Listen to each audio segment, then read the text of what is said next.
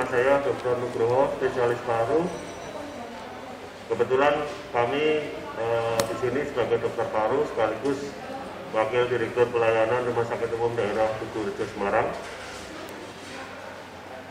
Baik, Bapak Ibu yang baik hati, pagi hari ini kami ingin berbagi kabar gembira untuk masyarakat, dalam hal ini masyarakat Jawa Tengah pada umumnya, masyarakat Kota Semarang pada khususnya, bahwasanya seperti yang saat ini masyarakat ketahui bahwa saat ini kita sedang dilanda wabah COVID-19, di mana kasus COVID-19 mengalami eskalasi yang cukup signifikan kenaikannya, dan ini tentu saja menjadi perhatian yang sangat penting oleh pemerintah, dalam hal ini pemerintah Provinsi Jawa Tengah lewat Gubernur Bapak Ganjar Pranowo telah menunjuk Rumah Sakit Umum Daerah Tugu Rejo Semarang sebagai rumah sakit rujukan lini kedua. Perlu kami sampaikan bahwa saat ini rumah sakit kami melayani atau menyiapkan fasilitas untuk melakukan pelayanan pasien-pasien yang diduga sebagai COVID-19 atau COVID-19. Pada saat ini secara total kami sudah merawat kurang lebih 34 pasien.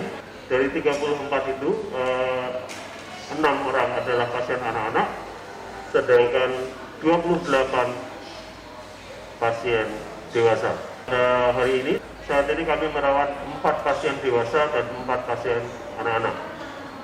Bapak Ibu semua, pada pagi hari ini kami ingin menyampaikan bahwa ada 3 orang yang dinyatakan COVID positif. Dari 3 orang yang dinyatakan sebagai COVID positif tersebut, setelah dilakukan pengelolaan dan perawatan, alhamdulillah ada 2 pasien kami yang saat ini sudah dinyatakan sebagai COVID negatif atau sudah dinyatakan sembuh. Salah satu pasien yang dinyatakan sembuh adalah Mbak Wulan Diandrini. Jadi perlu kami sampaikan bahwa Mbak Wulan itu melakukan pengobatan, dan sekali lagi masyarakat harus optimis juga, harus menyampaikan informasi kepada tenaga kesehatan secara benar, sehingga pelayanan yang kita lakukan juga bisa dilakukan dengan benar juga. Untuk pengalamannya mungkin nanti Mbak Wulan bisa bercerita pada Bapak Ibu semua. Demikian waktu dan tempat kami berdua.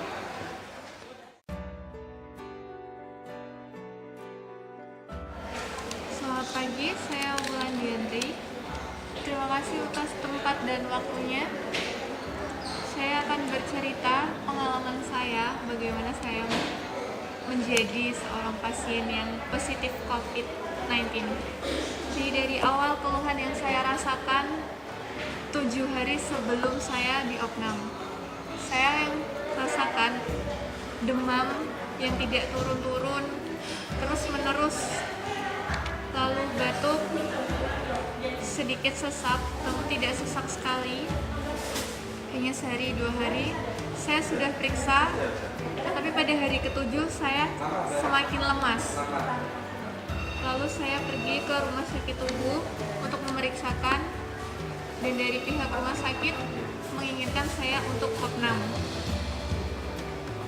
Lalu saya melakukan proses perawatan untuk di ruang perawatan Dahlia selama 7 hari. Dari tim medis pun sangat luar biasa untuk memantau saya dengan keluhan apa yang saya rasakan setiap hari. Saya dilakukan proses peronseran selama 2 kali. Untuk yang hasil pertama, karena ketahuan ada pembengkakan di paru-paru, saya lebih dipantau lebih intensif dari dokter maupun perawat. Saya sempat senang nih, karena saya waktu hari ke-6 itu saya dikabarkan untuk boleh pulang. Namun akan dilakukan untuk proses ronsen kedua untuk memastikan apakah saya sudah benar-benar membaik. Ternyata untuk yang ronsen yang kedua hasilnya memburuk, dan saat itu saya langsung diputuskan untuk diisolasi. Sudah berpikir yang drop, jujur psikis pun terganggu karena semakin banyak hoax ataupun berita di luar sana yang kita nggak tahu kebenarannya. Sedikit bahwa virus ini tidak tahu siapa yang membawa, dari mana asalnya, kita tertular dari apa. Untuk proses perawatannya sendiri sangat luar biasa untuk tim medis dari Togo, terima kasih sekali. Lalu untuk himbauan sendiri saya terhadap masyarakat, untuk saat ini patuhilah peraturan dari pemerintah untuk stay at home, tetap di rumah, jangan keluar, karena itu satu-satunya harapan kita untuk memutus rantai dari virus ini. Lalu untuk dari masyarakat sendiri, bahwa COVID ini bukanlah aib ataupun hal yang harus dijadikan untuk dibully, bahkan sampai didiskriminasi di kampung. Jadi ayolah kita support, buat kita bisa kok ngilangin virus itu sendiri. Kalau virus ini tuh bisa disembuhkan. Berita-berita juga yang sekarang saya dengar, ada penolakan jenazah ataupun diskriminasi untuk tim medis di area lingkungan tempat tinggal. Tolonglah, tanpa mereka kita juga nggak bisa menanganin, meskipun kita bisa isolasi mandiri. Coba kalau tim medisnya ngambek, kalian ke rumah sakit terus kalian jadi nggak dirawat, kalian dibiarin. Jadi ayolah saling support buat kita bisa ngusir virus ini. Assalamualaikum warahmatullahi wabarakatuh.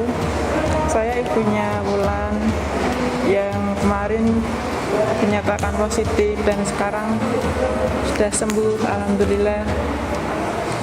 Ingin menghimbau pada masyarakat agar semangat dan tidak takut untuk menghadapi virus ini, karena virus ini bisa disembuhkan. Mengucapkan terima kasih pada masyarakat sekitar kami yang mau mengerti, di mana saat kami diisolasi selama 14 hari, semua kebutuhan kami dipenuhi oleh mereka dengan WA gitu, oleh Bu RT, RW, dan Bu Lurah.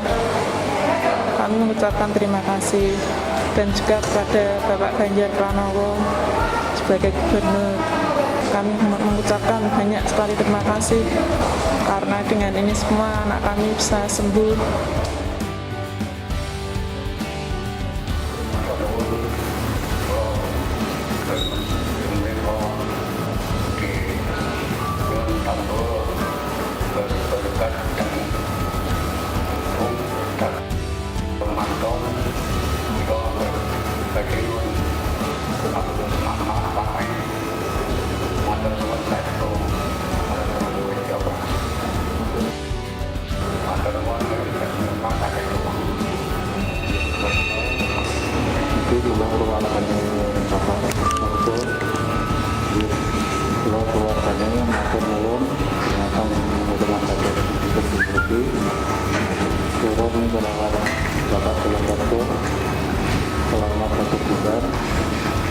Terima kasih sudah mendukung nonton, boleh langsung pulang di matur nuwun.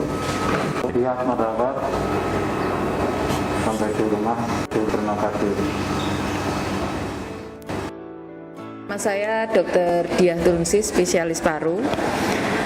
Di Rumah Sakit Umum Daerah Tugurejo ini untuk penanganan COVID dibentuk tim. Tim ini sudah bekerja sejak dari rawat jalan maupun instalasi gawat daruratnya. Jadi screening pasien yang kemungkinan terinfeksi COVID ini sudah akan dilakukan sejak dari IGD, dan tim yang terlibat hampir semua spesialisasi. Jadi lumayan lengkap kalau di Tugu untuk timnya. Dan Mbak Wulan sendiri salah satu pasien yang awal-awal kami tangani. pada saat Mbak Wulan ini pertama kali masuk di Semarang pun belum dianggap sebagai daerah dengan transmisi lokal. Jadi belum ada penularan yang terjadi di dalam kota itu dari seseorang ke orang lain. Makanya tadi seperti cerita Mbak Wulan, kenapa awalnya kok dirawat di ruang biasa, tidak diisolasi, karena awal masuk gejalanya seperti flu, disertai pneumonia, tapi tidak didapatkan kontak yang jelas. Setelah dianamnesis ulang, ditindaklanjuti dengan serial pemeriksaan darah dan ronsen sebagai diagnos awal untuk screening, baru ketahuan bahwa Mbak Wulan bekerja di tempat yang kontak dengan banyak orang yang mobilitasnya tinggi. Jadi orang yang lalu lalang dari kota ke kota. Itu yang diduga sebagai kemungkinan penularannya di situ. Makanya begitu dari serial pemeriksaan manfaat terapi kok ada perburukan, langsung saat itu juga kami pindahkan di ruang rawat isolasi yang khusus untuk penata laksanaan COVID. Sebetulnya Mbak Wulan sendiri sebagai pasien termasuk nurut ya, nurut banget. Jadi di ruang isolasi itu sangat tidak nyaman memang, karena terputus sama sekali dari luar. Mungkin kontaknya bisa dari HP aja ya, handphone aja ke keluarga terdekat, tapi komunikasi ini enggak.